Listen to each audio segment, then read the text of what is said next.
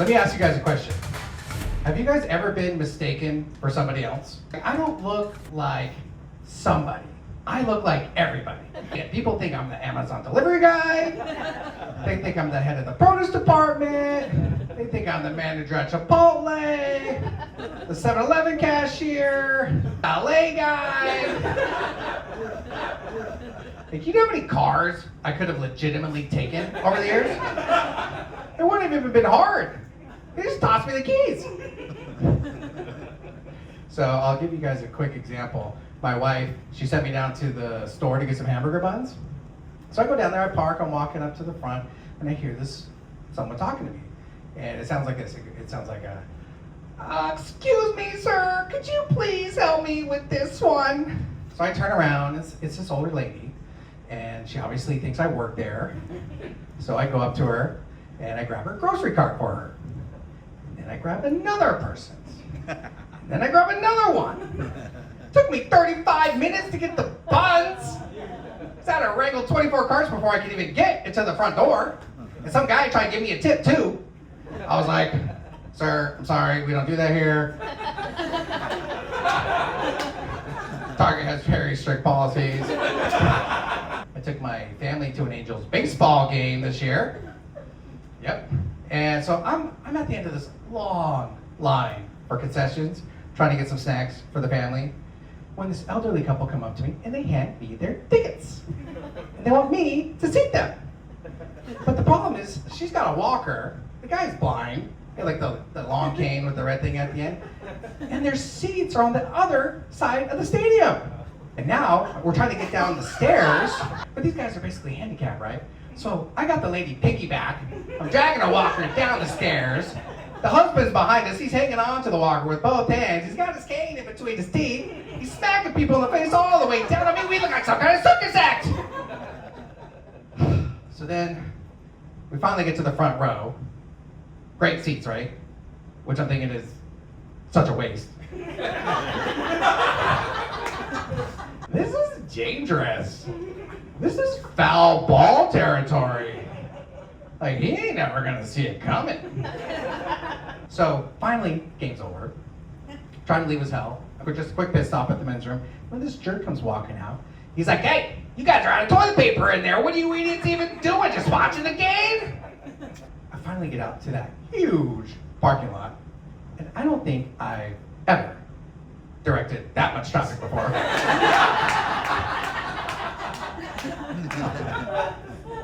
And of course, this guy, he rolls his window down and he gives me that look like he thinks I work there. And he goes, hey, buddy, when's it gonna be our turn? I got a whole lot of go by me around here. Now, normally I'd mouth off a little bit, but this guy was in one of those raised trucks with the big old American flag waving out the back. So I just said, sir, yes, sir, right away, sir. Let me just clear this and turn this thing out for you, sir. I'm like,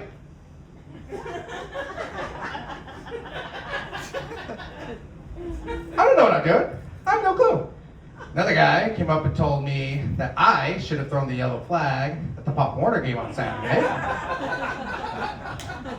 Apparently I missed a blatant holding call. Just the other day, I was coming home, walking up the driveway. My new neighbor, who I haven't even met yet, she leans out the window and she goes, yoo-hoo, I prefer the rake, not the leaf blower.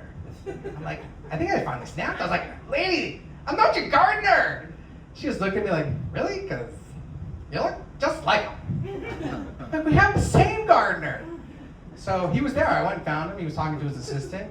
So I'm just chatting with him, and the whole time I'm just thinking, this guy doesn't look anything like me. But I did decide, I'm going to start to flip the script. I'm going to start to tell people who I think they look like.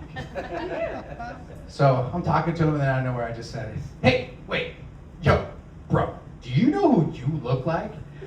You look like the Mexican Tom Hanks.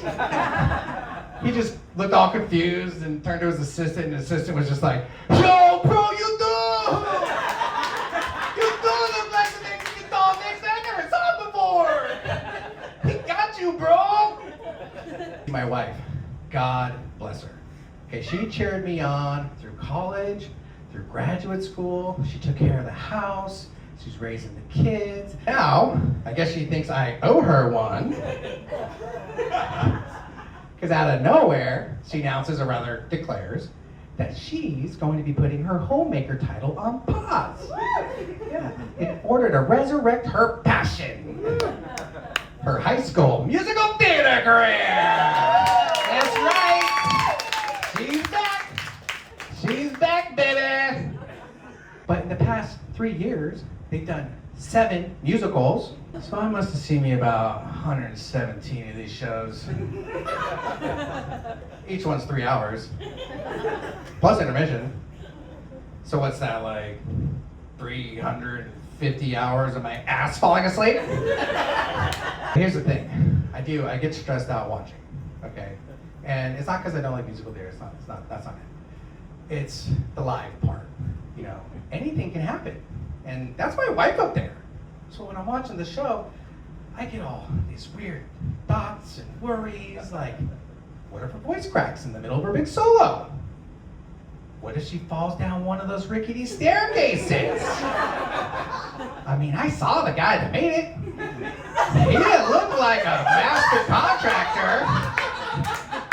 I don't think he's in the union. He's just some old guy with a power drill. And then later on, I saw that guy in the show.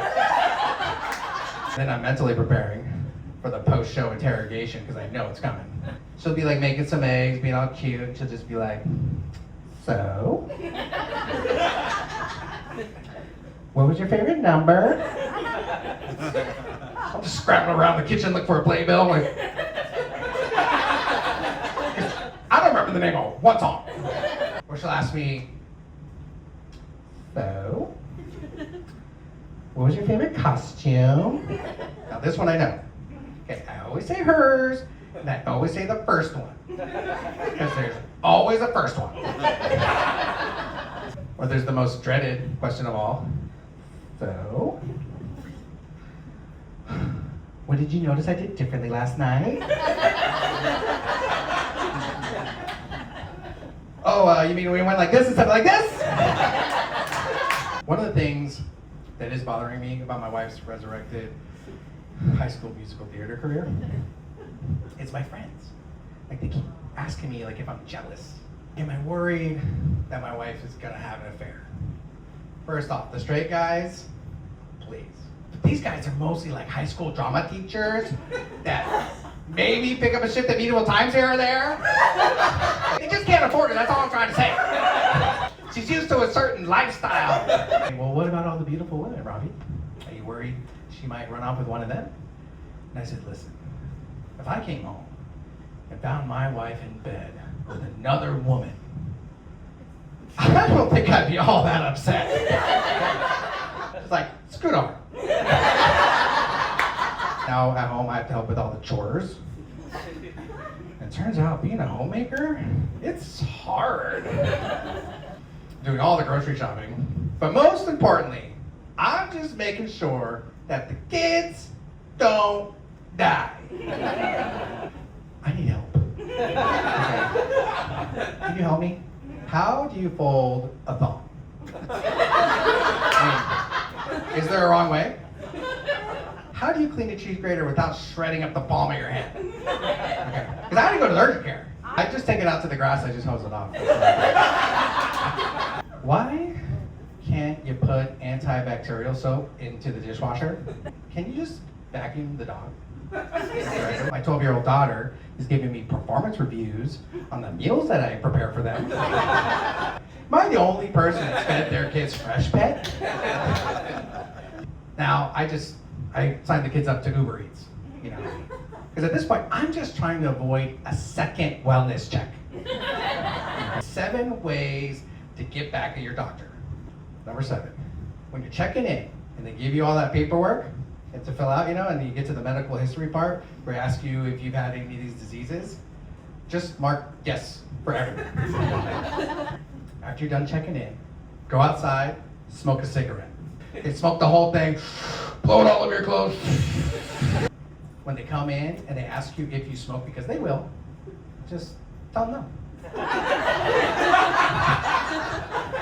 Call them by their first name. Do it casually, do it often. Number 4, ask them where they went to medical school. And no matter what they say, just quickly respond, never heard of it. Number 3, if it's that time you have to go in and see the doctor and get your breast exam, you're vulnerable. When you're in there and you're disrobed and you're bearing your chest, I gotta wait for you to flip the tables. Just when the doctor walks in, just go, doc, what do you think? Scale of 1 to 10. That joke makes me uncomfortable. Number 2, if you see them out in public, definitely go up to them and definitely start asking them medical questions. You can be at the grocery store, in the produce department, just walk up to them and be like, hey, doc, how's it going? Oh, strawberries are in season, huh? Cool. So listen. Number 1, when it's time to go in for the rectal exam. You guys know what I'm talking about? When it's that time, you gotta go in. Don't do anything crazy, don't do anything gross, okay? But when the doctor first goes in, just groan. Like you like it. Groan like you like it. Nothing crazy, nothing over the top. Just give them a little. All right, guys, that's my time. Thank you so much.